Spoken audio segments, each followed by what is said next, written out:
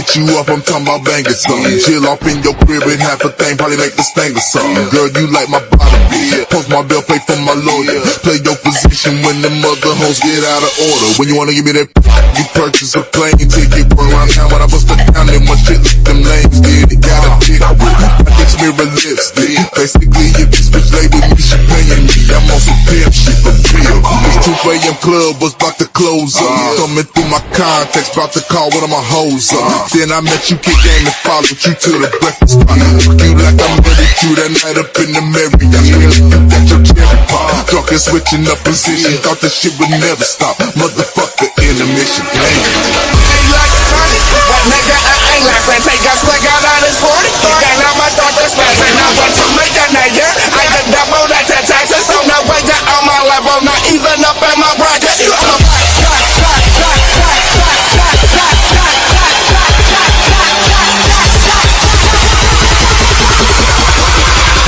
I'm getting money. You don't see that shit every day.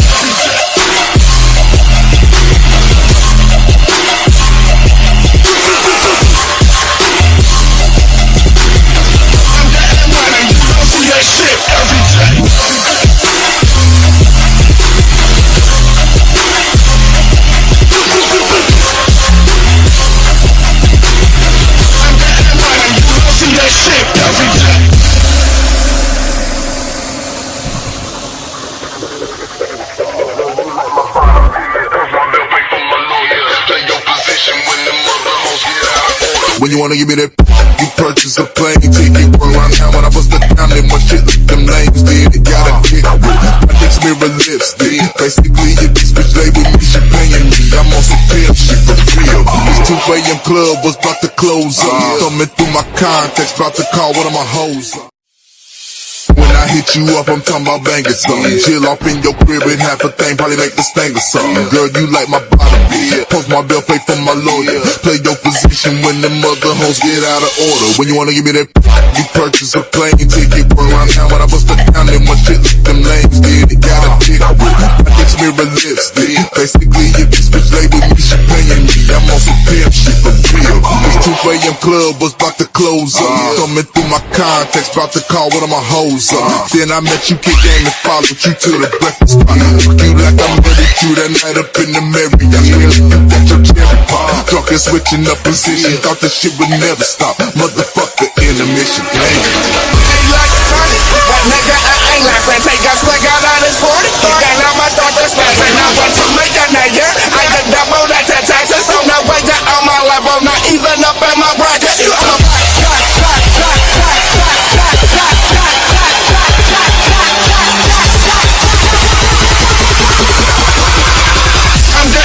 you don't see that shit every day.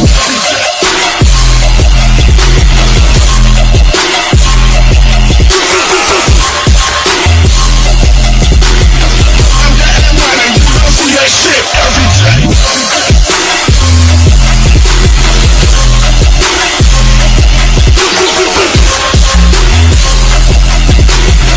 I'm getting money, you don't see that shit every day.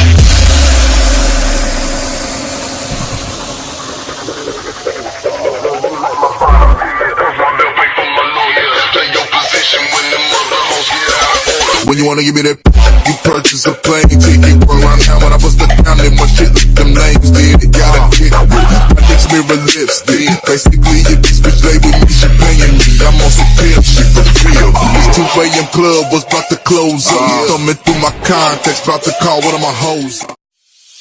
When I hit you up, I'm talking about banging something.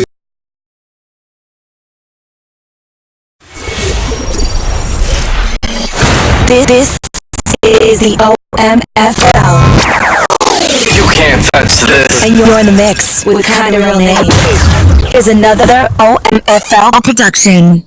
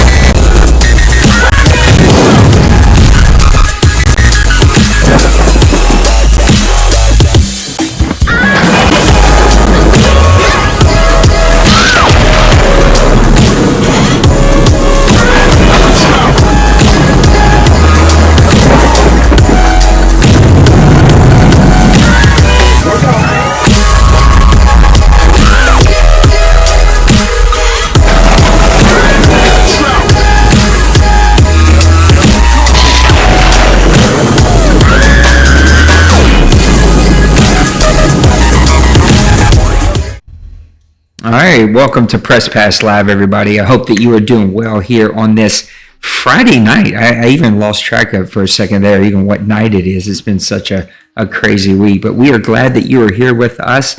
Let me quickly welcome in the commissioner of the TFL, what's become my unofficial co-host here, Mr. Bloop. How you doing tonight, buddy? Good, man. A little bit tired from kind of a long week before Christmas, but ready to go.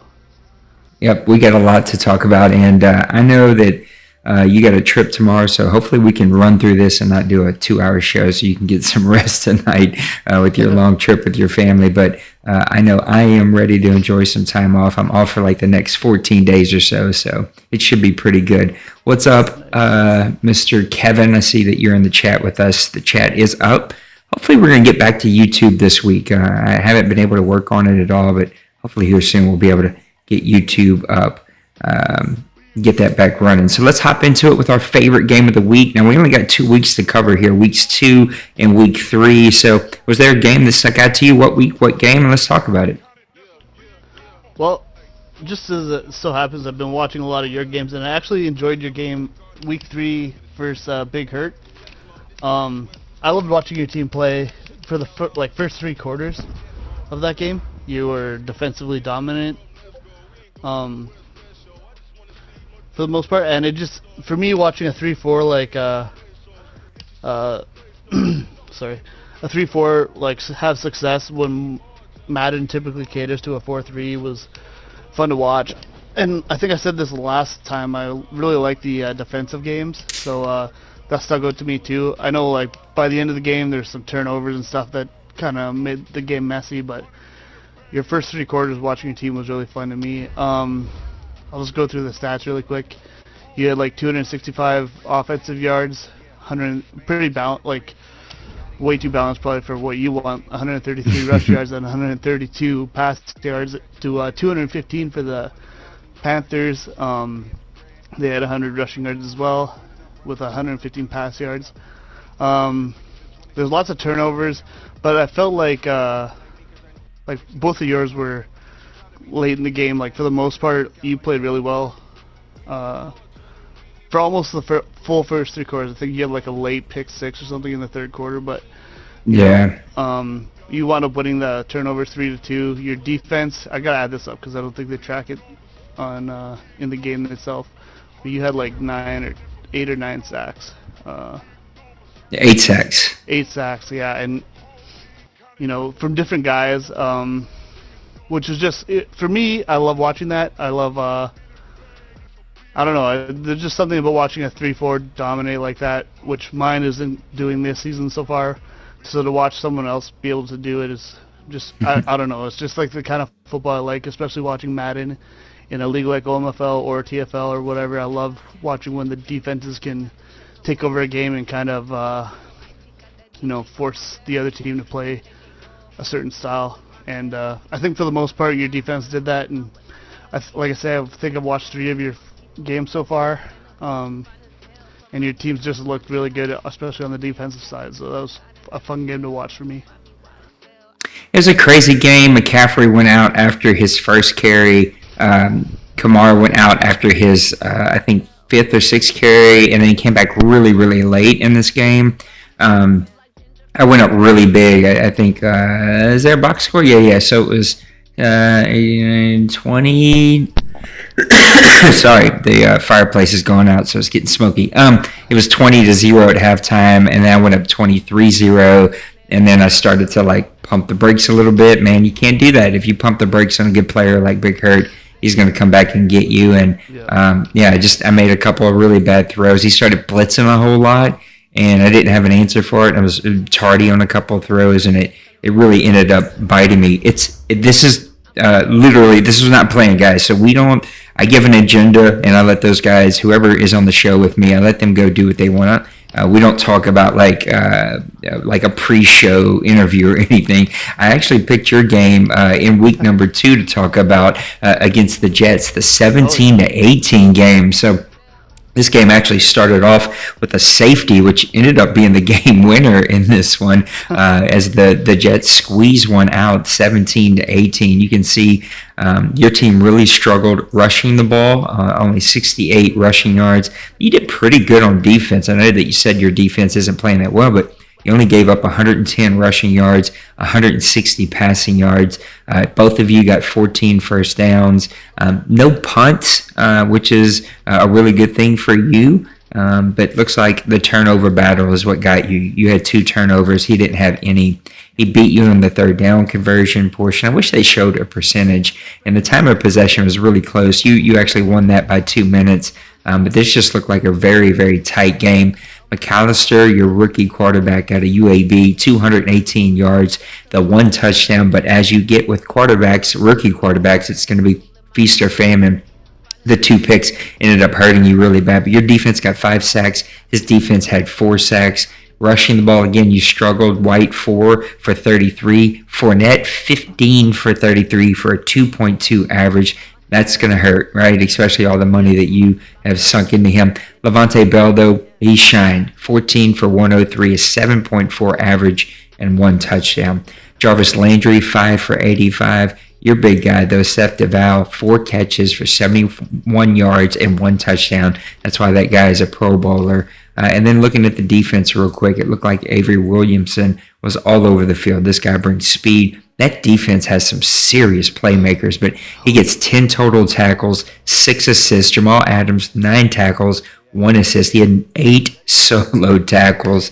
Your guy, though, Chester Drake, looks like a right outside linebacker that you drafted last year. I don't even know if he was a high pick or not, but he comes through with 2.5 picks, 2 tackles for loss, 7 tackles, 5 assists, 2 solos. I mean, this guy seemed to be all over the field for you. Tight game, close game, and I think your team will continue to learn from these, but you dropped this one at home against the Jets, 17-18. Tell me a little bit about it from your perspective. Yeah, me and Jason, I think every game we've played so far through 2 seasons has been, I think maybe one's been decided by over a score, but it was like a late, turnover or something that kind of set that up. Like every game's been really close. This was the same thing. The safety, like you mentioned, wound up costing me in the end. I think I was trying to just throw the ball away when this year if you're in a sack animation, your guy doesn't throw it away, he just gets killed. So that's what happened there. McAllister also, his second pick was on a Hail Mary at the end of the game, so he actually played there you go. Not bad at all by his standards early in his career. The big thing, like you say, Fournette struggled, and I really want to get him going. I love power backs, but so far it's not happened. I think now I got James White starting again. He's on a franchise, so yeah, it sucks that Fournette's not working out for me, but we'll figure that out. But yeah, it was a close game. It always is against Jason. I feel like I'll always like our second game will I'll probably be expecting to win that since I lost the first one. We split the first 2 seasons, so it was a good game. It was my only defensive game of the season, and it was fun. I always love playing the Jets. That team's ridiculous. Like, they got so much talent on defense, and he runs his offense really well, so it's always a fun challenge. Now, a follow-up question about Fournette. Is it a style fit, or is it an offensive line situation? Like, what's the deal with Fournette not playing out well for you?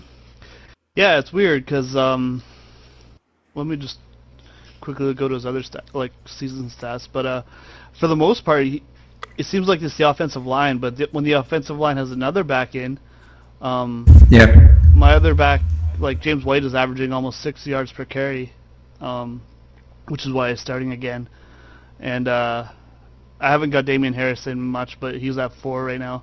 I don't know, it just seems weird. It's like my offensive line decides that they don't want to play when Fournette is in the game, so he's good up right now. He's pretty much good on the goal line, and that's about it for me. So it's a little bit strange and a little bit disappointing after I spent so much money to get him.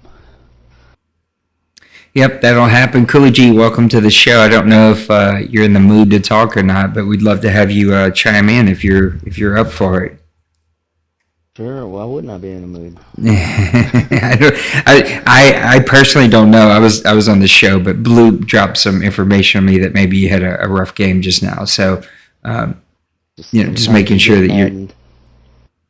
Sometimes you do get mad. And let's talk about our partner, Mr. Daddy Leagues. Poppy is such a great dude. He's part of our chat. He's the quietest dude in the whole wide world. The only time I can ever get him to talk is on Twitter and a DM. But this guy has created really the hub for a lot of the Madden communities. If you own or run a Madden community, or if you're here in the Grown Folks and you don't really take a lot of use of the Daddy League pages that we have access to, then you're doing yourself a disfavor, because this is the place to go. It keeps all of our stats. It keeps all of our games of the week and all of our league leaders and all of our rankings and anything and everything that you could ever need or want is right there in Daddy Leagues. It's such an integral piece of our CFM. I couldn't imagine doing anything that we do without it. It's a big piece, and we just wanted to take a second to appreciate Poppy and appreciate what he brings to the Madden community.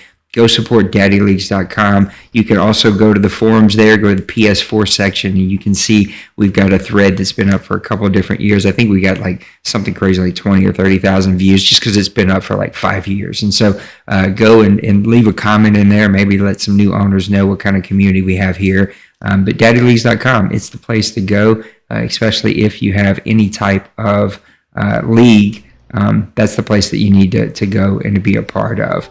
All right, let's go and talk some more Madden and some more Madden CFM here in the OMFL. We're going to talk about we're going to have a little Christmas theme here. So we're going to go candy or coal, and we're going to open this up to both of you guys. Maybe let Cooley get his feet wet here as we're getting warmed up. So Bloop, you can go first, and Cooley, we'll let you go second. But give me a team that give me 2 candy teams and then 2 coal teams, or one from each. I'm sorry. So 1 candy and coal from the AFC, 1 candy and coal from the NFC. Candy's going to be those teams that are doing really well for Christmas. They're going to get a big piece of candy, and a coal team is a team that's not playing so well in season 88, and they're going to get a big old lump of coal in their stocking. So candy or coal in the AFC, Mr. Blue. All right, I'm really glad I get to go first so I can take the most obvious team. Candy Cane in the AFC definitely goes to the Titans, who I think we've been raving about now since the draft show. They had an amazing offseason.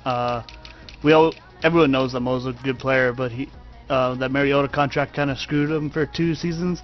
But he's really figured it out. It ain't screwing him now. No, and he's great asset management. He got rid of Corey Davis for a first-round pick, and he turned that into a pretty good player. I'm pretty sure he used that pick on the cornerback Rowan. So and I think we've gone over that before, but he's been, he seems to have really helped that defense out. They're 4-0, 150 points scored, which is, I think, tops in the leagues. Yep, and 70 against, which isn't. I guess it's just outside the top 5, so that's pretty good. And I've been a big fan of what he's done with that team. I always thought getting Breda for whatever he likes to do offensively, and also, I don't know if he still uses him as a returner, but the first season he did, and that guy's just an electric player. So, the Titans have looked really good so far this season, so they're getting my AFC candy cane. Over in the NFC, there's a couple teams I could go with. Mine was, even though they just lost their first game, mine was actually Cooley's Buccaneers. Going into tonight, you were 3-0, now you're 3-1, so it's still a really good start. You seem to have really turned your defense around, only allowing 77 points, and I think half of that was tonight, Cooley. And I think 38 tonight. Yeah, so on the season, I think that's a big jump for your team. That's where you've been struggling as a team in the last couple seasons. So I thought your start was really indicative of the direction you're going. So you get my NFC candy cane. My coal teams for the AFC.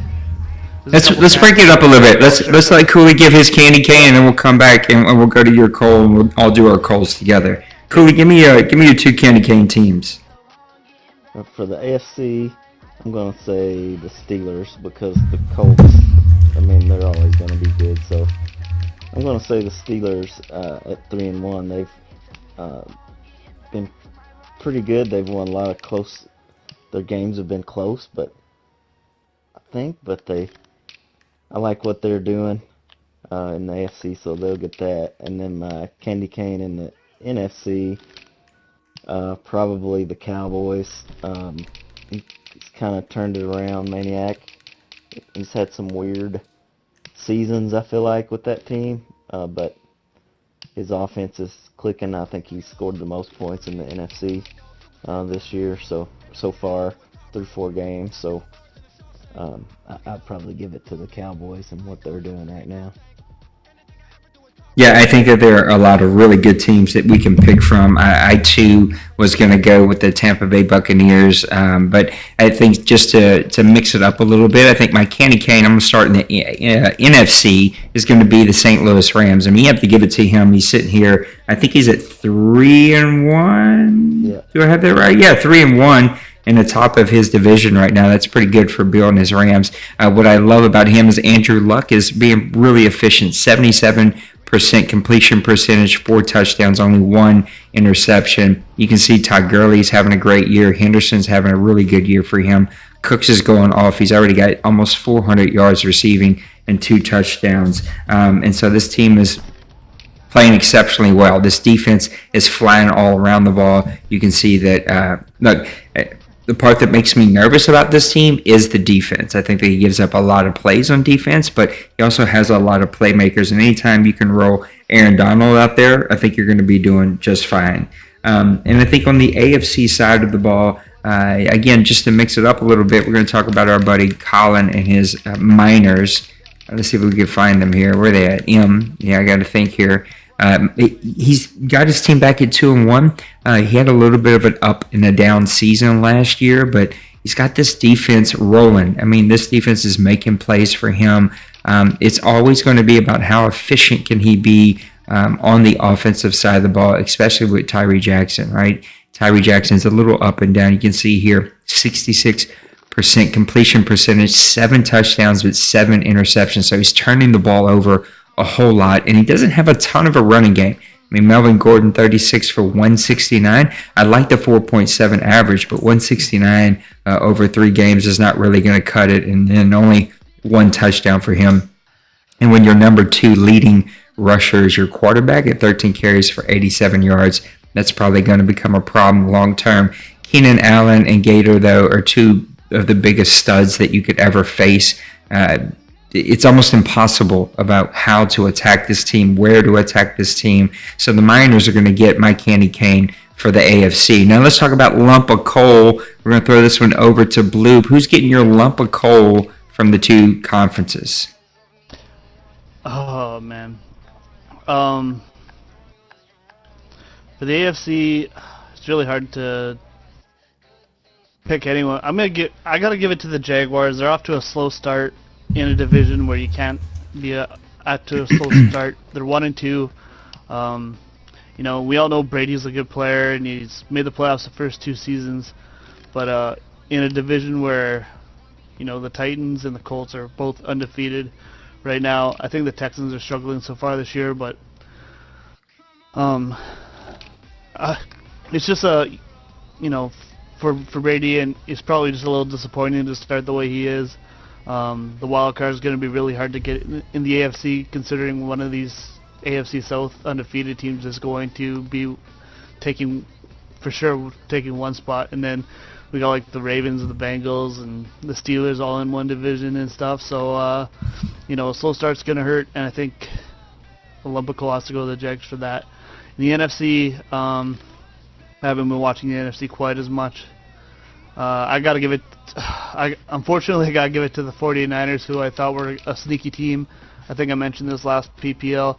They were like one of my sneaky teams for the season, and now they're off to an 0-3 start. And it's just a little disappointing.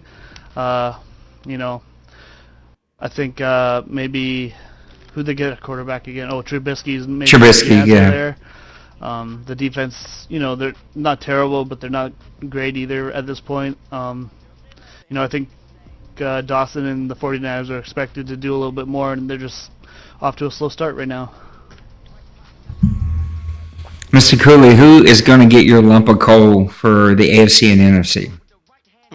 I think, the AFC, it might be, the Texans seems like the obvious choice, but I'm going to kind of give Svontae a break since he switched teams.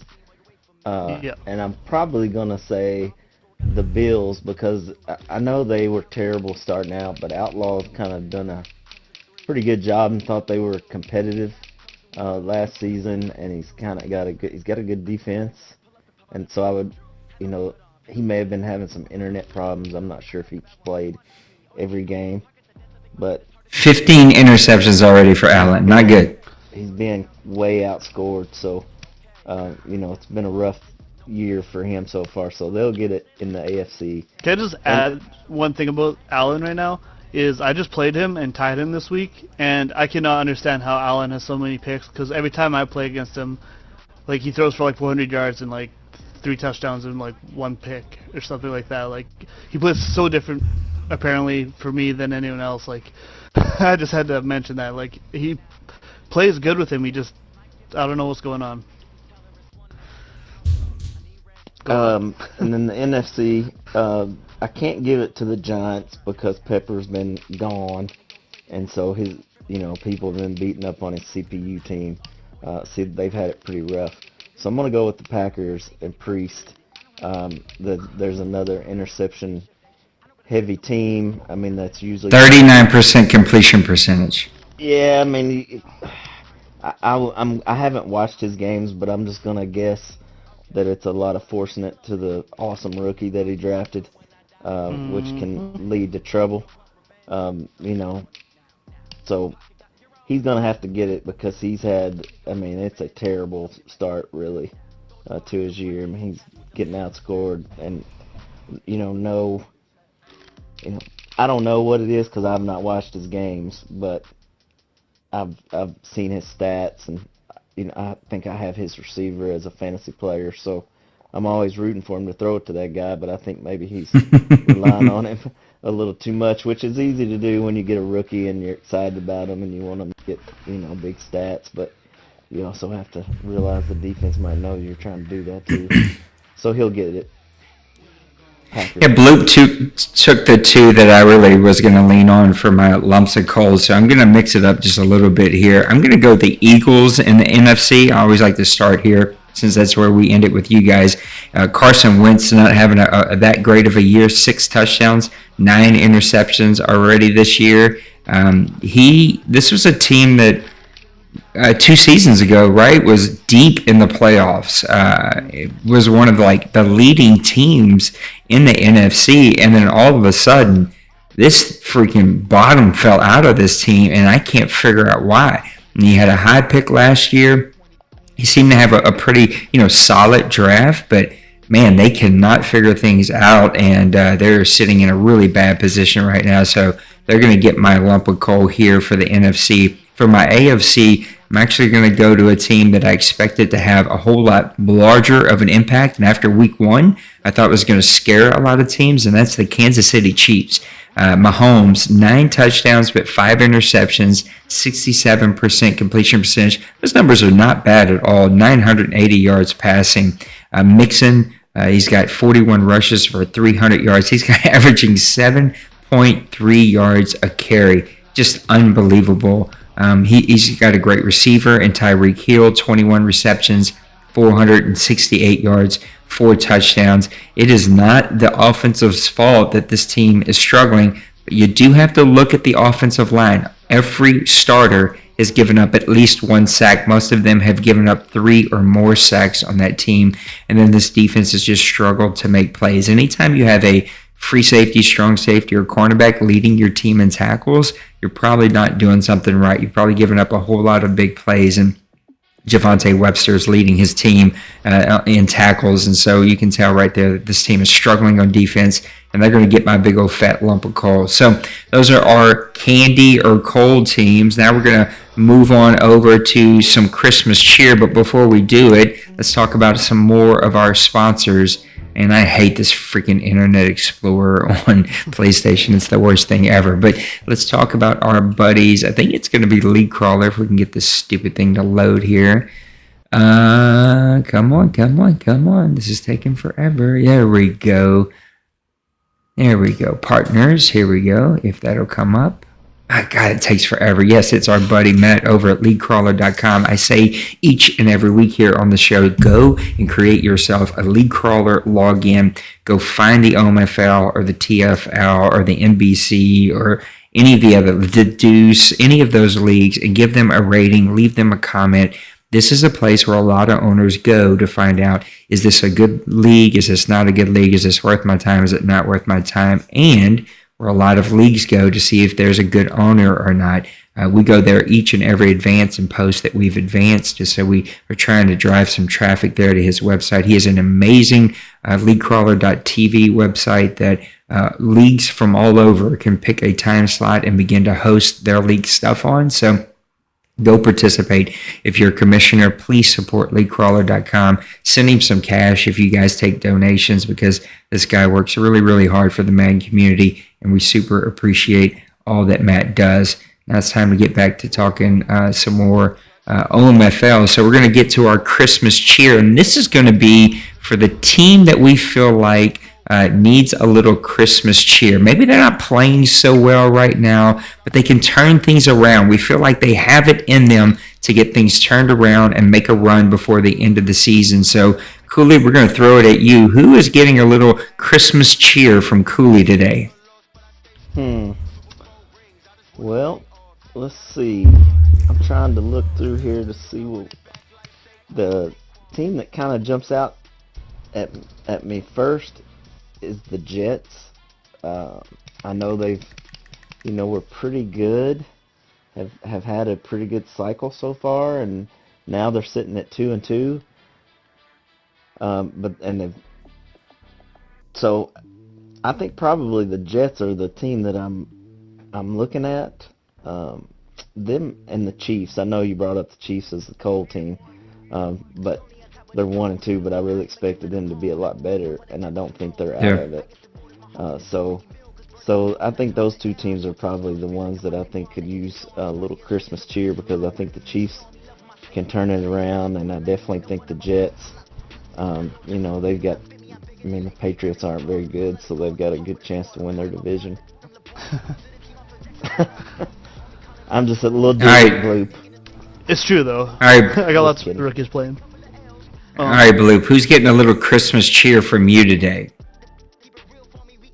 That's a tough question right now. There's lots of teams that are kind of around 500, but for me, I think it has to be.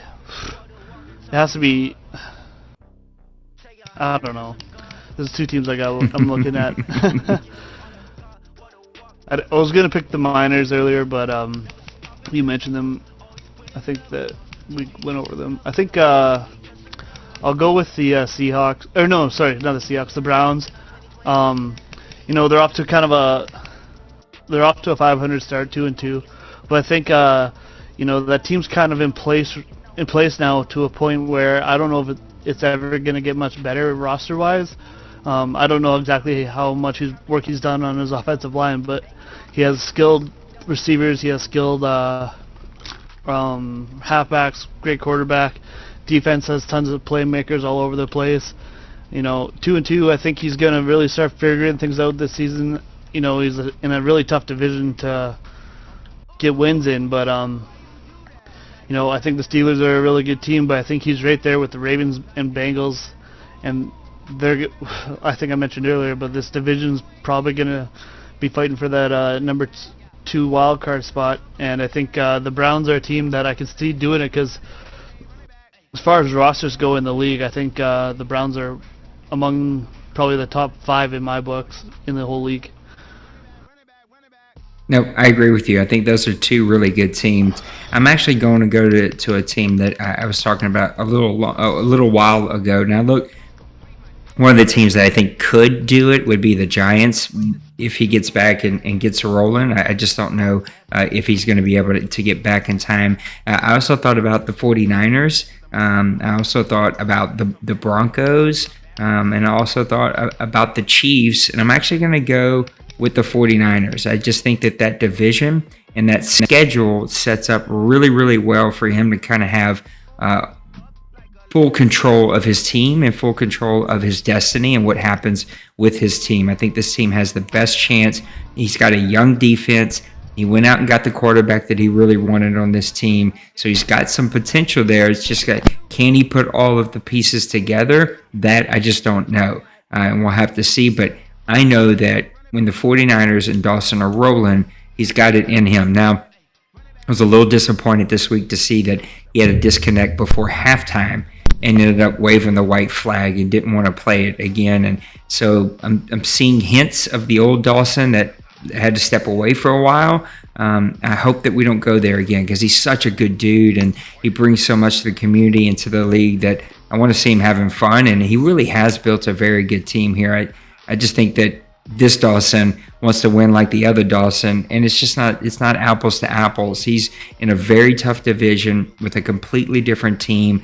That's going to take some time to build. But, man, he's got the young pieces. And he's got some young playmakers there. If he could just focus and hone it in a little bit more, I do think that the 49ers will get my Christmas cheer because they have the best opportunity to turn some things around.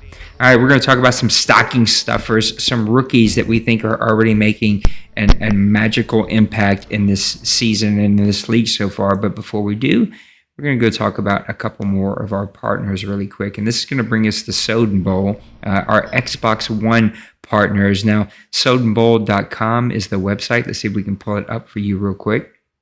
Our guy Soden over at Soden Bowl, it's named after himself. Which I think is a little funny, but this is such a historic league, and they have a great story. They've been on Press Pass Live before in the past, and he just told how this league started with just a couple of friends playing, and then it just grew into what it is now. They have one of the coolest, I think, the coolest logo that's out there. They have a couple graphic artists that are in their league that help them create some really awesome graphics. Unfortunately, I'm super jealous of that. But there are Xbox One partners anytime someone comes and wants to join our community, but they're an Xbox One player. We send them over to Soden. I know that a few players there used to play here and vice versa. And they're just a really great league that's pumping out tons of content. So if you want to be a part of a pretty cool league, a pretty cool community that's always constantly on the cutting edge, I think they have 3 or 4 different video shows, podcasts, whatever you want to call them, that are created. They have tons of graphics for the draft and for playoffs.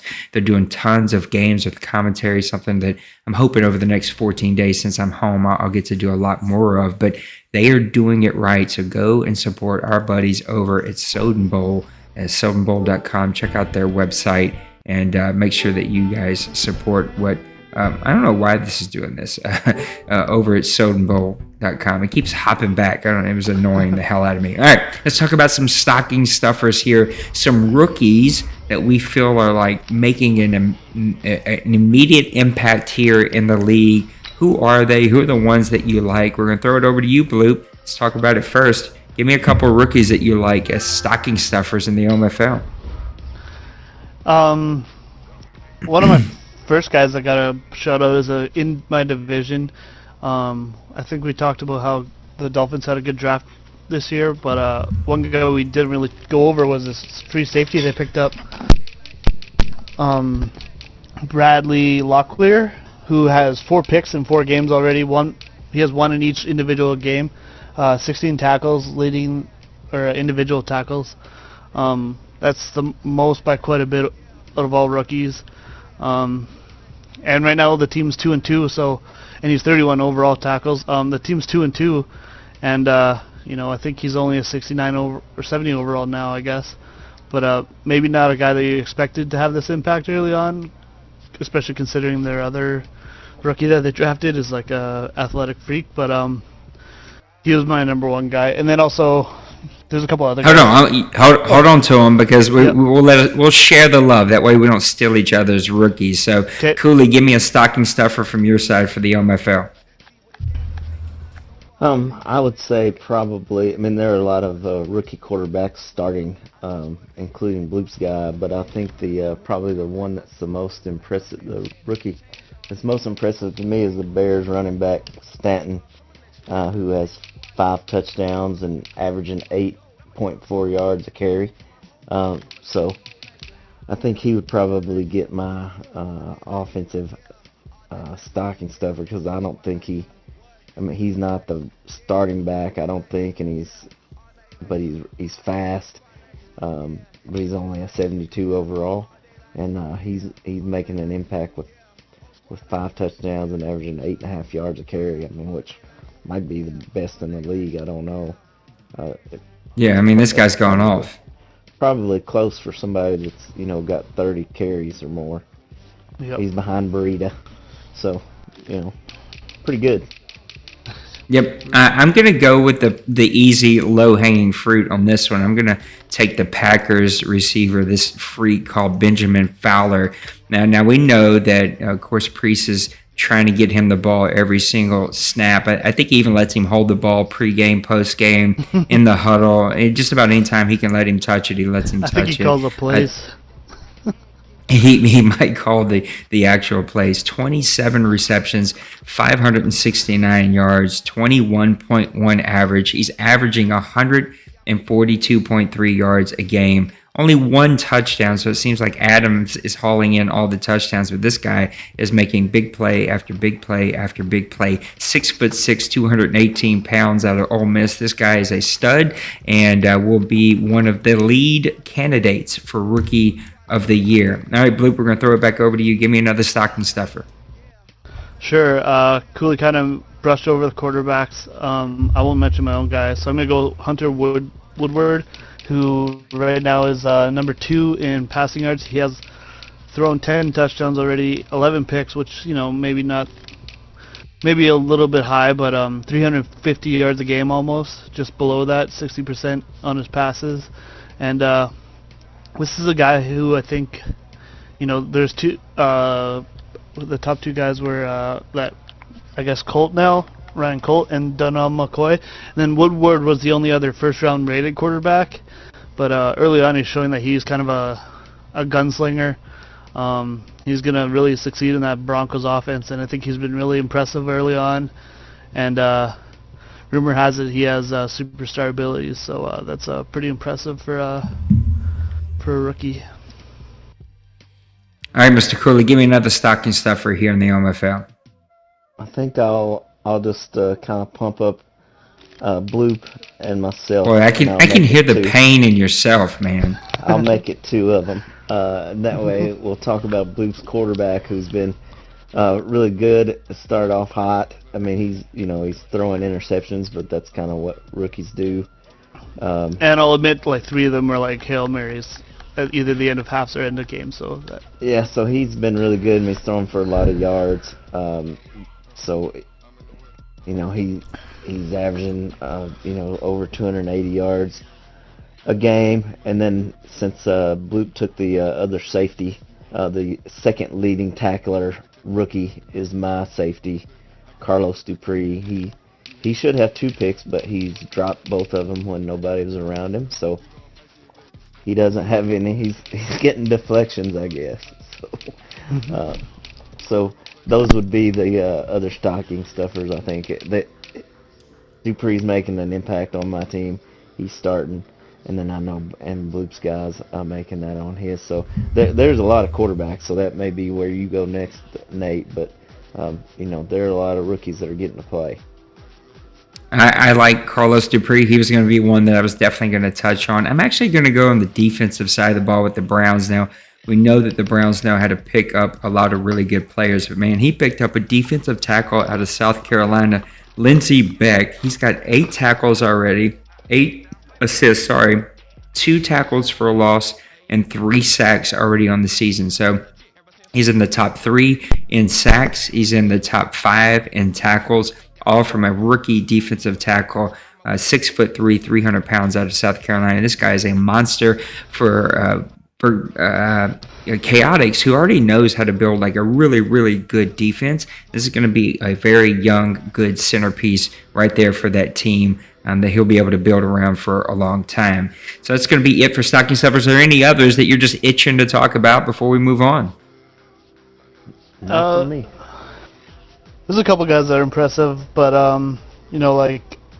I don't know, Johnny Walters on Kansas City and my receiver, the only two receivers that are really doing much other than Fowler. So I don't know. I think we're gonna see a lot of guys emerge, but right now we kind of pretty much got the stars. All right, let's talk about our last little partner here before we start to get to some mailbag questions.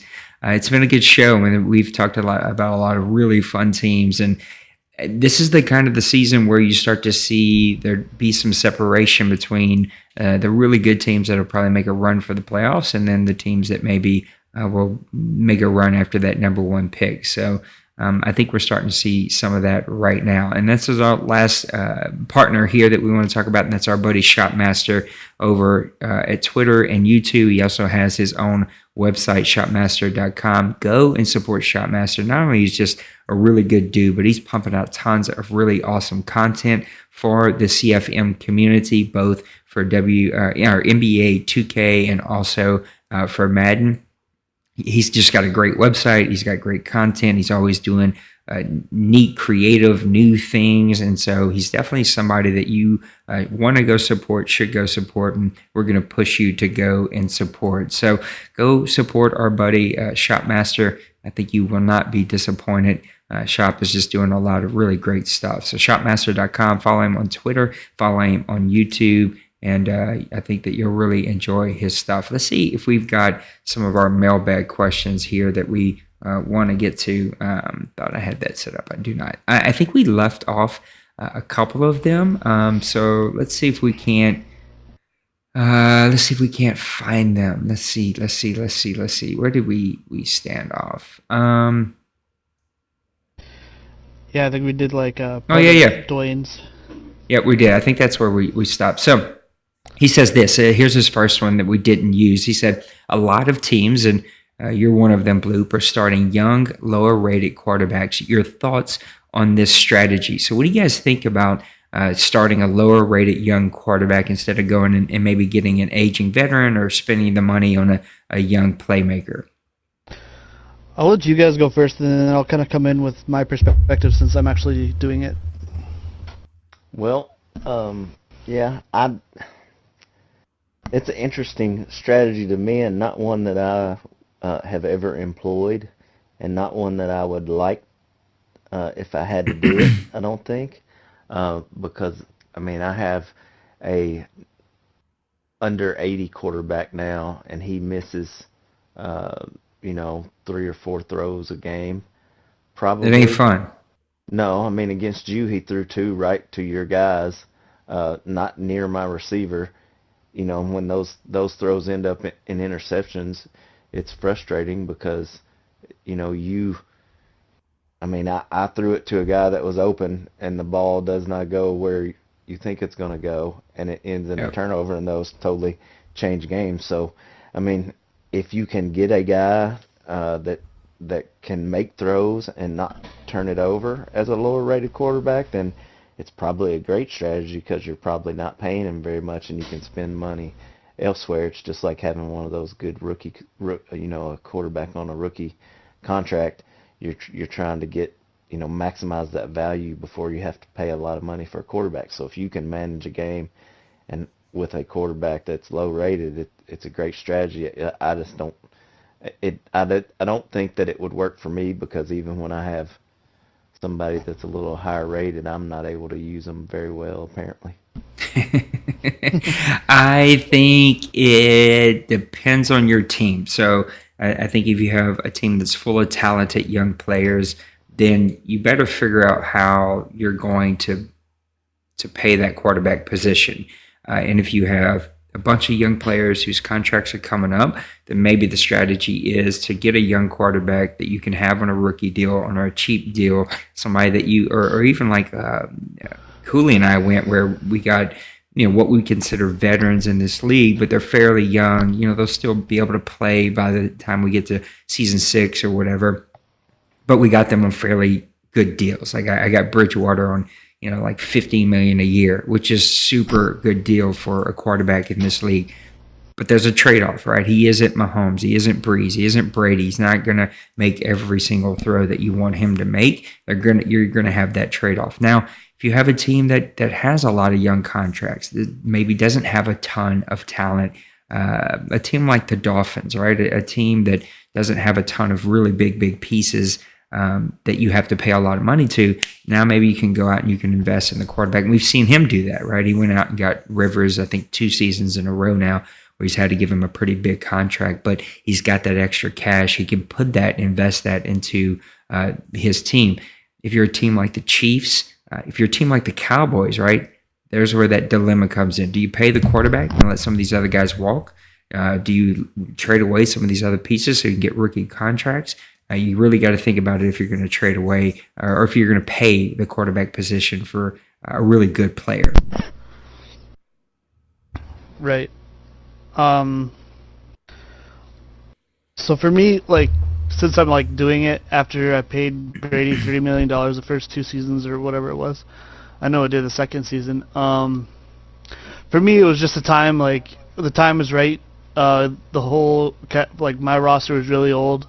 I was rebuilding anyways, or not really rebuilding, but like I was trying to get as many younger players in as I possibly could. So I just figured, hopefully draft a quarterback and kind of develop him. I think my guy has more upside than your guys's in the end. But it's going to take a long time to get there. He's jumped 6 overall already this season, so that's nice. But, he misses a ton of throws some picks that, like with Brady, I don't even, like, consider risky throws, and they're, in the other team's hands right now with this rookie. So, it's a process, but my whole team's young, and it kind of goes against what you were saying, but it's just my mindset. My whole team's young, and they're just going to kind of grow together, and by the time they're all ready, I'm going to have a ton of cap space to load up and get my team going. It's risky, and I don't think it's going to work for everyone, but just for me, I think I'm good with my quarterbacks in that regard, so it works out for me probably better than some other people. Yep, I think it is on a team-by-team basis and just kind of figuring out what really works for your team. I think we covered some of this other stuff last time, but let's go to his last one. Hypothetically, what teams make the most interesting OMFL Bowl? I'm taking the low-hanging fruit, Dawson versus Dawson. I just think that would be a really good one. We've seen that matchup early in the season. It actually was a good game.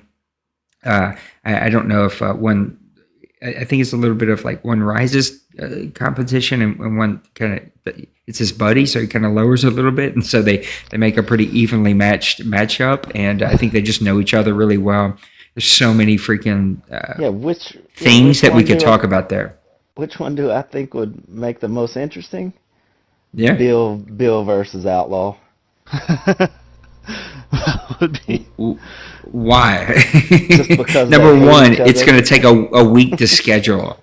Just because they hate each other, and it would be like that they would both complain, I think. No matter who won, somebody would be mad.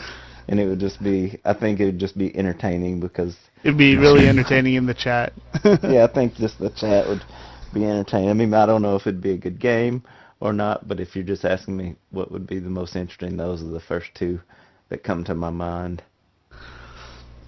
For me, I don't know. That's a tough question to ask. I think a really good game would be... I'm trying to think of like a NFC team because there's lots of AFC teams. I know them well. I would say like offensive teams, like kind of like a Cooley or Lil Koch when he's playing well. I think that name makes us all nervous to say. Yeah, or even Rob. He's a good offensive player too against like a Mo or other good offensive player would be like Penguins or something. Or of course Colin, who's always a good offensive team. I think it's really interesting when you get 2 teams who kind of rely on the offensive side of the ball more than the right now we see guys that are good on both sides of the ball, but they're mostly they're running attacks. I love seeing guys that air it out, and the defense is in lockdown, so it's kind of like a back and forth, who makes a mistake kind of game, rather than kind of a grind out, slow pace game. I think both of you would make a great ball game too. I just think the banter there back and forth would be pretty epic. I really like his next question. I think this is super creative, and good job by Dwayne for this one. If you were starting an OMFL franchise, how would you feel your coaching staff with OMFL coaches? So a head coach, an offensive coordinator, a defensive coordinator, special teams, a drafter, scout, and then a GM. So I thought that this was a super, super good question. And yeah, I want to hear your thoughts. You want to go first, Cooley, or should I? Maybe we'll just take one position at a time. Who's our head coach? Yeah, let's do that. Who's our head coach? Who's coaching our teams? I'm probably going with... Let's do this. You pick what role are you? Are you going to be head coach or owner? And then if you're the owner, who's your head coach? If I'm the owner, I think my head coach is probably going to be Dwayne. Okay. Yeah, I'd want to be an owner GM too, and I'd pick Dwayne as my head coach as well. I think for my head coach, that's a tough one, man, to be totally honest, because there's a low-hanging fruit, right? Dwayne, D-Money, the rest of them. There's a lot of good guys.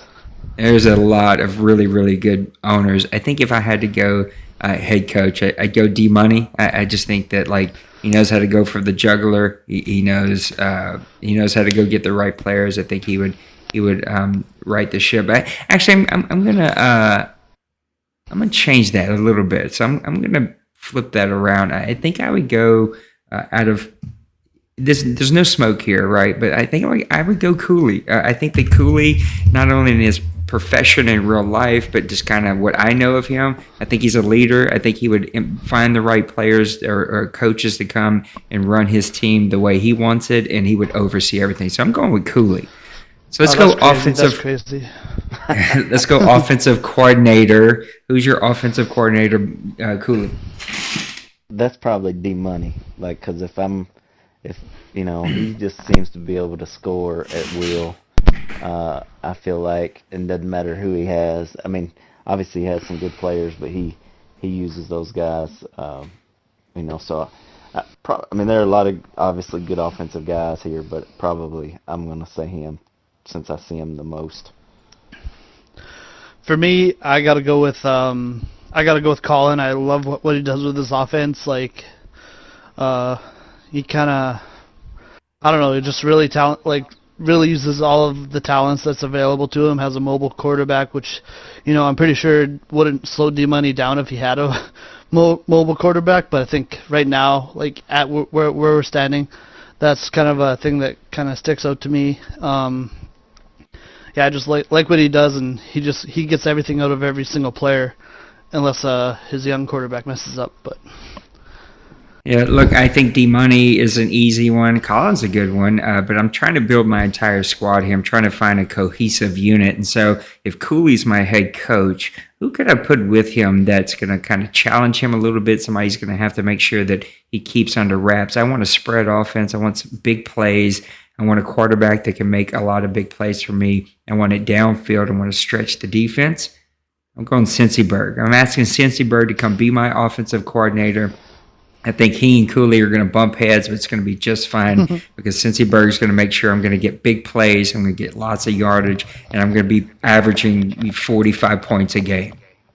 All right, let's go defensive coordinator. Bloop, I'm going to let you go this time. So, Bloop, you get your defensive coordinator first.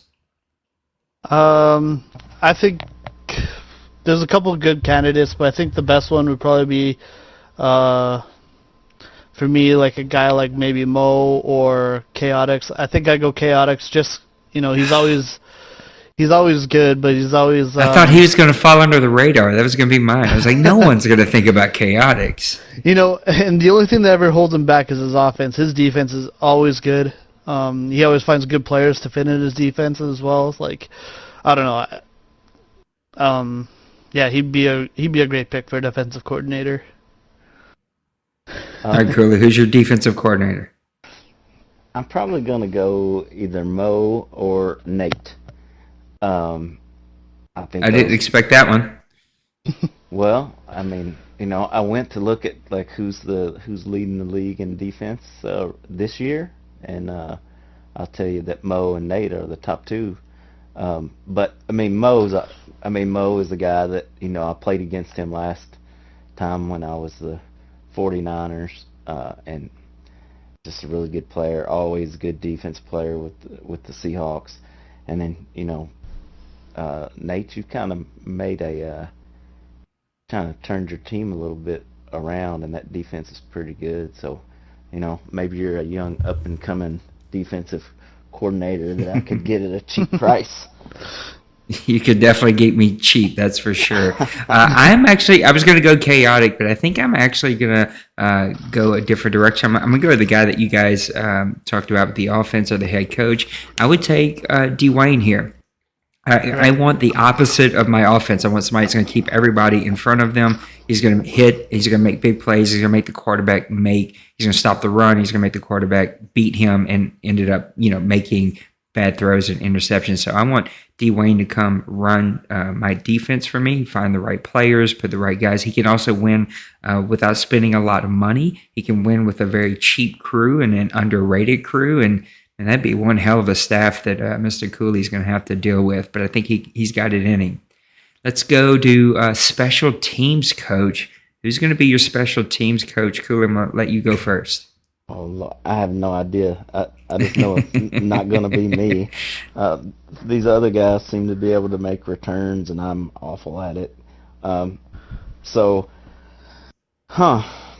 I don't have any idea who I'd pick there. There some guys that really tend to, be able to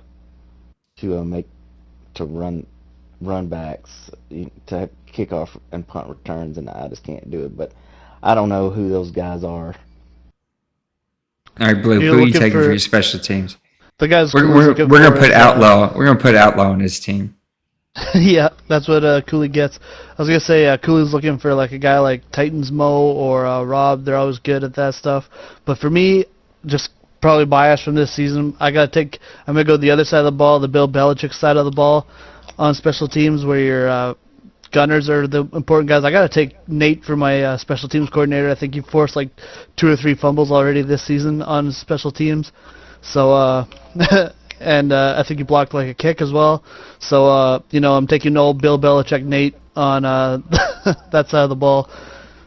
Well, at least I know I got a job in this scenario. I'm going to go with Mr. Kevin. I think Kevin always has like a Pro Bowl potential returner, and so I'm looking for big plays from there. The guy's not going to fumble the ball. He's going to be pretty consistent. So I'm going to actually take Mr. Kevin as my special teams guy. Let's go drafter, scouter. I'm going to let Mr. Bloop, you get to go first. Who's going to be your drafter or scouter? This one, I mentioned him a couple times, but I saved him. Titans Mo, after his great draft last time, even if it was potentially a fluke, whatever he did worked well. So I want him being my head scout. Who's going to draft for you? I'm probably going to go with Rob. I always feel like he does a good job. So he's probably the guy that I'm going to go with. Bloop does a pretty good job, but sometimes he's either like great or bad. Like he'll go through cycles where like it's really good, but then he'll have one season you're like, what was Bloop doing that year? But for me, it's like full cycles. Guys. I'll like dominate one cycle, then the next one I'll like draft like 2 good players the entire time. Maniac is upset that you guys did not give him a job. He's got the most returning touchdowns this Madden, he says. When I think of drafters... All right, Maniac, you got a job. Like I was going the Bill Belichick side. I want to block everything. I want to force fumbles, so that's why I took Nate. When I think of drafter, scouter, I've been thinking about it because I want this guy on my staff somewhere, somehow. And so I'm going to give him an added, like, a job description to scouter, not only scouting for rookie teams, but scouting for the teams and the opponents that I'm playing. Because I want Denbrew to have a position on my coaching staff somewhere, somehow. I think this guy brings consistency. I know he's going to thoroughly look at every single rookie in that class to make sure that we're finding the right players. I think he's going to help me scout in and out, up and down the next opponent. He's going to make sure that our coaching staff has everything in their toolkit to be able to put together a really great plan. Denbrew, you're getting a position on my coaching staff. So finally, a GM, somebody to kind of oversee this whole thing, keep everything kind of running in the right direction, getting the right players, making sure coaches are working well together. Cooley, I'm going to throw this one to you. Who's going to be the GM of your team? I've already picked, so it can't be somebody I've already picked, I guess, right? Yeah, unless you want to give him double duties. I tell you what, I think probably then, if I have to pick one guy that I have not picked already, it's either going to be, I think it's probably going to be the Jets coach. Tell me his name. Jason Clyde. Yeah. That's a good one. I'm going to pick Clyde to do that. He's a, just talking with him, he's like a level-headed dude. I mean, he knows what he's talking about when he gets to these things.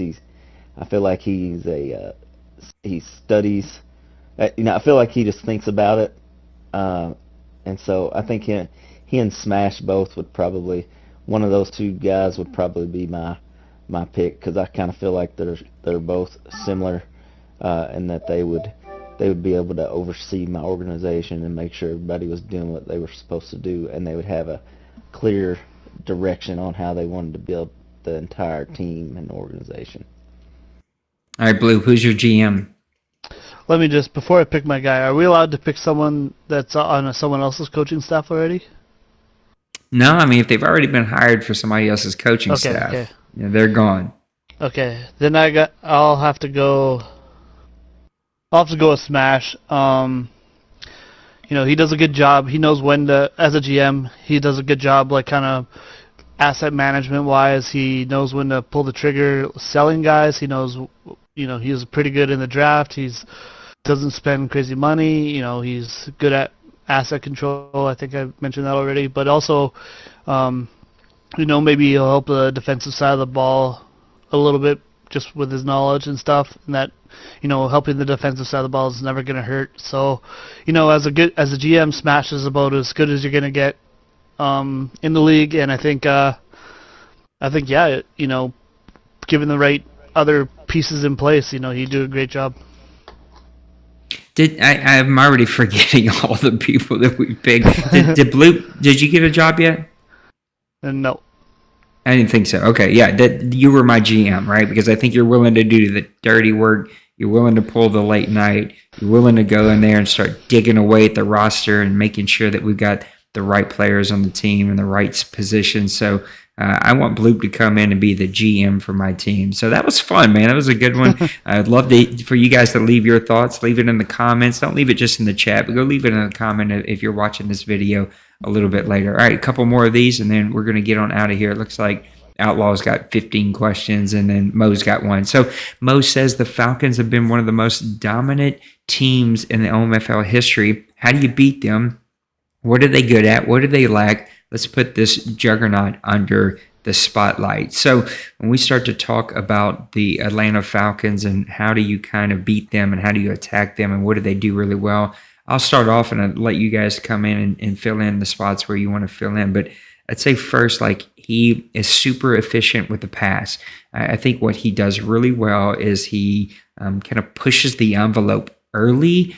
I don't want this to come out wrong in FPR. So, like, you're going to get a lot of tight end throws and halfback throws early. Just because I'm saying that, he's going to come out and attack me with Julio next time I play him. So I hate all this stuff. But last time I played him, a lot of tight end throws, a lot of drags early, and then he spreads that out over the rest of the game. So it's not against FPR, but you're getting attacked there early. So even if you guarding man up, that tight end's going to get free, and you're going to give away a lot of. You got to cover everybody because he's super efficient. It's like he knows exactly where to go to the ball. So to attack him on offense, keep everything in front of you. And you got to hope he turns the ball over. Doesn't do it often, but every now and then he will turn the ball over. Usually in the middle of the field, he'll throw some picks to your linebackers, and so maybe you can trick him. You can't blitz him. In my opinion, you can't blitz him at all. He already calls the right play. He's very quick. He's very efficient. If you blitz him, he's going to pick up on it really well. On the defensive side of the ball, he attacks you well. He time blitzes you very, very well. Usually on second down is when he's going to come after you. You can bet your bottom dollar, though, that if it looks like a blitz, it's going to be one that's coming really, really fast. He doesn't mind playing that weird nickel formation where the linemen spread out and the linebackers come in. He spreads that. He plays like a 4-3 wide a lot of times. He'll spread his offensive line or his defensive line out. He plays a variety of mixed defenses. So he really mixes it up and really throws a lot of things at you. The thing that gets me with his defense that you really have to watch for is that you got to know what position he's playing and kind of stay away from that guy, because what will happen is he'll mix it up and he moves around, but when he's the safety, if you get him to bite up on a play action, his guy recovers so fast that if you make that throw, you're like, okay, I beat him, I make the right throw, he recovers, he picks you off, and if you throw a pick against him, it's game over. Like, he's going to turn that into points, and now you're chasing points, and you're trying to make more passes, and then you're throwing more picks, and it just kind of snowballs. So I just think he puts a lot of pressure up on you up front. He's built those defensive end / linebackers really well, and he's got great cornerbacks that shut down every single thing you try to throw at him. So you got to play a perfect game on your offense, and you got to play a perfect game on your defense. If you make a mistake on either side, it's game over. Well, I'm the other person in his division that's in this thing, and how do you beat him? Did he say he was going out of town coming up? Yep. That's how you can beat him. When's he leave? Because I think I play him next. I hope he's leaving tonight. Somebody said, how do I beat him? And I think it was 00 that said, lose internet for 3 days. Yeah. So that may be, I've not had much success against him, but I've played him. I've just started being in his division. I mean, nobody's had much success against him, but the big thing is you gotta avoid your turnovers, because he just totally capitalizes on those, and then the game gets out of hand because you start trying to come back, and he just sits back, and he's very good. Like Nate said, he's very good at using those guys and recovering when you think you have you make the right read. You throw it to the guy that should be open, but his guy and his user skills are so fast that he can recover and get back there. And it makes it tough to play against guys like that when their defender can play, cover so much ground. So that makes it tough. You have, what I would like to try to do is establish the run against him, but it's just difficult because he's built his team. And if you can establish a run and he knows you're going to pass it, you get in a lot of trouble against him because he'll pick it off. I think he normally is in the league leaders in interceptions every year. He has great cornerbacks, and then the guy that he uses is usually just fast, and it's hard to do much against him. And then obviously he has Julio that he can kind of use anytime he gets in a bind, because he's just a beast, and then he does really well with that running game with Freeman. So just a really difficult. Hopefully, at some point his team's gonna maybe his salary cap will get him in trouble, but maybe you can have a chance. But at this point, it's not looking too good for the rest of the NFC or the OMFL. Yeah, I'm just going to defer to you guys. You're in his division. I played him once. and I had the lead most of the game, and I felt like I was going to win it. I think that's the only Well, way. then tell us how to do it. Well, I was gonna say I got up to the early lead. I actually had like a multi-score lead, and then he wound up scoring 2 touchdowns on 2 plays at the end of the game. So, you're never really safe, but you just gotta not turn over the ball like you guys were saying. And I don't remember anything. It was Madden 19 back then, and I think his team's on a completely different level now. So, hopefully you could get a 10-point lead early in the game, maybe force them to pass breakups and get the ball a couple times before he can score, and that's really all you got. Yeah, and kind of like it seems to the times that I've played him lately, early in the game, he's gotten those Madden things that have helped him. Like he'll make a mistake and throw it right to your defender, but your defender drops it. And you make the mistake and throw it towards his defender, and his defender catches it. And then, that just totally changes everything. That's basically like two, it can end up being like 2 scores. And then, if you're down 14 to him, that's it. It's game over. So you got to hope that Madden, at least gives you the even playing field, because he doesn't need any help from Madden. And sometimes you just get those sometimes it happens, and when it happens against him, it gets frustrating and it snowballs very quickly. Outlaw's got a question for us with a couple crazy questions that you're not going to get credit for, Outlaw. He says, this is a good one, though. Who is your 1 through 4 in the AFC North? I don't know why he picked the North, but it is a pretty good division. You got the Steelers at 3-1, Ravens at 2-1, Browns at 2-2, Bengals at 2-2. Bloop, who's your 1 through 4 in the AFC North? Well, my number 1 is definitely going to be Penguins. I think we heard on the draft show this guy's a super competitor. Now that he's figured out the game, I don't think anyone in that division is going to rise up out of nowhere and beat him. It might take... they're probably going to have to beat him this season. I don't think it's going to happen, but... he seems to be a man on the mission right now. Number 2, it's tight. I think I got Chaotix. I just don't trust. Really? I don't trust the Bengals rookie quarterback this season. I think he's going to come around next season. They'll probably be a powerhouse, but playing with my rookie, I just it's hard to trust a rookie to over top of a team that's as stacked as the Browns. I think the Ravens are my number 3 for this season. I think Mikey, when he has his team rolling, is pretty good. And I think, maybe he's not, I don't know if he's quite as, he seemed to be busy last season. Maybe he's a little bit better now. I'm not sure. But he started off really well. But I think his team's just really potent. And then the Bengals, I think all these teams are over 500 teams, or at least 500 teams. But I think the Bengals, just because they have a rookie quarterback who's going to be inconsistent, are my 4th team. Mm-hmm. But I think probably next season they're up to number 2 or challenging for 1. But right now they're number 4 for me. Yeah, that quarterback situation changes everything. Cooley, who's your 1 through 4 in the AFC North? Man, it seems like these guys are all, pretty good, and it's going to be a tight division. Man, number 1, I guess I'll go with Penguins. Although I think Chaotix, the Browns. Not a lot of confidence in that pick.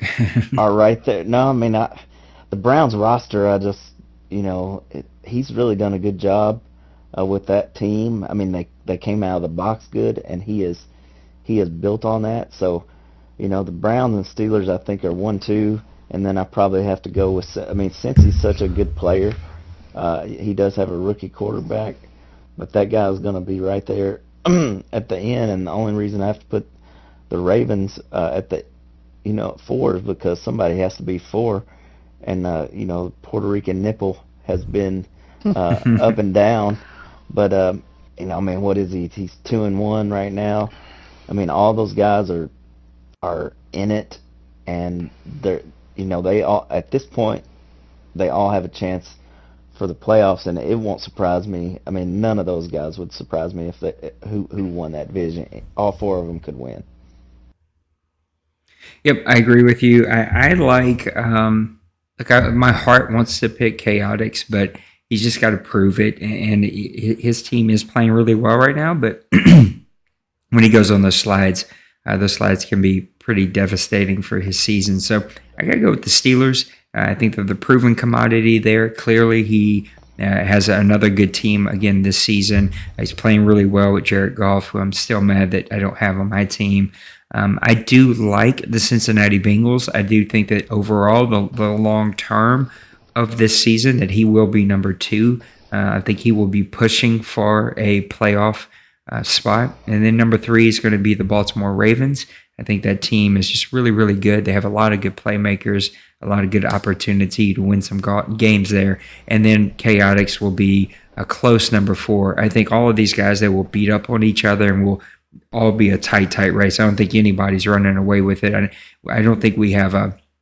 It wouldn't surprise me if every team finishes above 500 or at 500 for this season because all of these are really good teams and a lot of really, really good potential.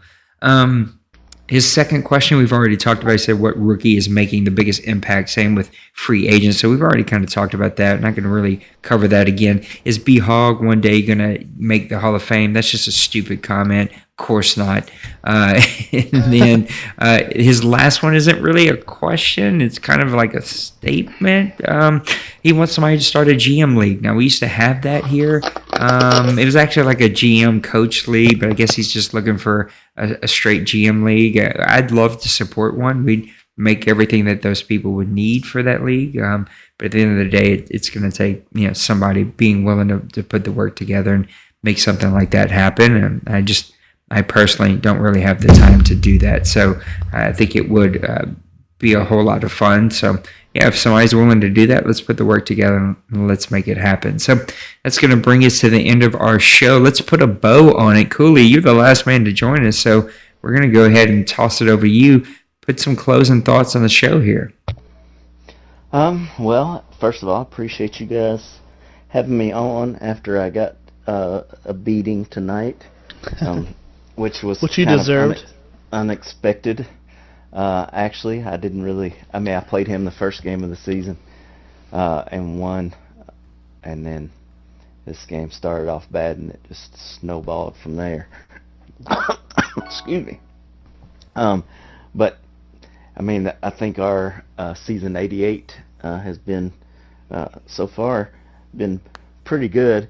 I'm enjoying it. I think you're getting to see how guys are starting to try to build their teams and kind of make them their own. And I know at least with Tampa that I start off with a lot of young guys, and they're starting to get to a point where I need to figure out what to do. So it's an interesting thing. It's a totally different situation than I have in TFL, and so I'm really enjoying it, other than being in the same division with D Money. Very honest. All right, Blue, put a bow on the show for us. Man, I'm 1-2-1. I'm struggling so far this season, but I'm having a blast with my young guys.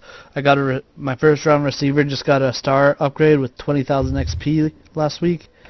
So I feel like my team's on the up and up, and we'll see how it goes. Like I said, 1-2-1, so I don't necessarily. I'm not gonna be disappointed if I miss the playoffs, but I also think, I got a lot more than I've shown so far, and hopefully I can win my division. Yeah, I'm like Cooley. I'm having a lot of fun. I had some frustrating games. I mean, my game against Cooley, it just felt like he had my number, and there's nothing I could do. But at the end of the day, man, I'm having fun. I feel like we finally figured out the sliders, and we all kind of know how this game is playing. I know that I need to update some FPR about the defense. That's going to happen this weekend. Also, today there were some interesting conversations in the chat from Penguins. Yeah, that's who it was. I couldn't remember for a second there. About coming up with like our own way of creating X factors and things like that, because it seems like just leaving it as is, it gets a little out of hand. Now, we're not in season 3 and 4 and 5. Oh, well, was this season 3 already?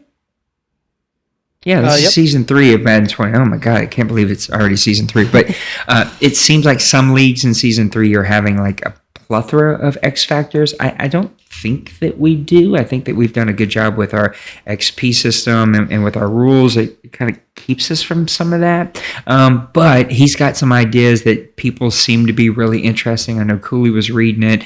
So I don't know. He's going to put some things together. We'll toss it out and maybe pilot some stuff, not to count, but just to see what would happen if we had a system like that. And then if it works and it works out well and people like it, then we'll roll it out for season 89. So just some interesting stuff. I'm having a lot of fun playing these games.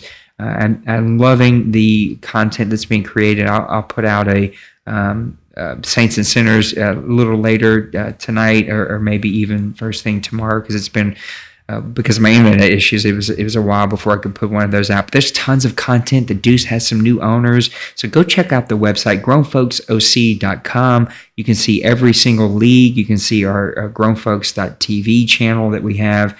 You can see our Twitter channel. You see all of our partners. You can see all the fresh content that's coming out at the very tippy top. You can see our Twitter, our Twitch, which has an Instagram ID, but it is our Twitch, our YouTube channel. So go give us some subscribes, some follows, leave some comments, some likes, leave some comments on the different articles on here. Let guys know that you're reading them. NBC's got a lot of stuff. So look, just lots of really, really good things. I know that the TFL, you guys are putting out tons of really great content. So go watch the TFL show. As soon as they get on YouTube, we'll start updating their code again. But just lots of good things, lots of things to be excited about. The PUBG seems to be going super well, and the Grown Folks Golf Association is still going well, even though Cooley just freaking wipes the table with all of us. It's a ton of fun. If you can't find something to do here, then you just can't find something to do anywhere. There's just a lot of really, really good stuff that's going on. It looks like we have a spammer on our chat that's freaking hilarious. So hopefully we'll get us back on YouTube, because it seems like we have more followers on YouTube, even though lately we've been having a lot of you guys here on Twitch. So I don't really care which platform we're on, just as long as we have a steady platform. So I just get tired of doing Twitch only, because then I got to export everything over to YouTube. So thank both of you, man, for jumping on. Cooley, I always enjoy anytime you get to come be on with us, and Bloop, you're always willing to be Johnny on the spot. Maniac was here. I don't know why that butt face didn't come jump on the show, but Maniac's giving up on me. That's why we left him off the coach's list. That's right. You didn't get a job because you didn't come here and do it. So just lots of really good things, man. I appreciate both of you. Go check out our website, guys. Go give us a follow, a subscribe. Support all the great content that's being created here at Grown Folks. And until next week, that's right. We won't even get to see everyone before Christmas. So have a Merry Christmas, everyone. Yeah, Merry Christmas. Merry Christmas. Absolutely. You guys doing some traveling? I know that Bloop's off tomorrow with the family, but Cooley, you staying around? You leaving? No, I'm around. I'm pretty much off for a week. So nice. I'm off for 2 weeks, and I'm going to enjoy it. I'll even do some commentary. So the wife has to still work. So anytime she's not around, I'll jump on and do some commentary. I think that would be a ton of fun to get some commentary games out. And I just appreciate both of you guys. Merry Christmas to everyone. Of course, you'll get messages from everybody during Christmas Day, but hope you have a great one. We'll see you next weekend. Have a great week this week. Have a good time with your family. Be safe if you're out there traveling. I thank both of you guys for being with me, and Merry Christmas, everyone. Have a great week. God bless you. Peace. Have a good night.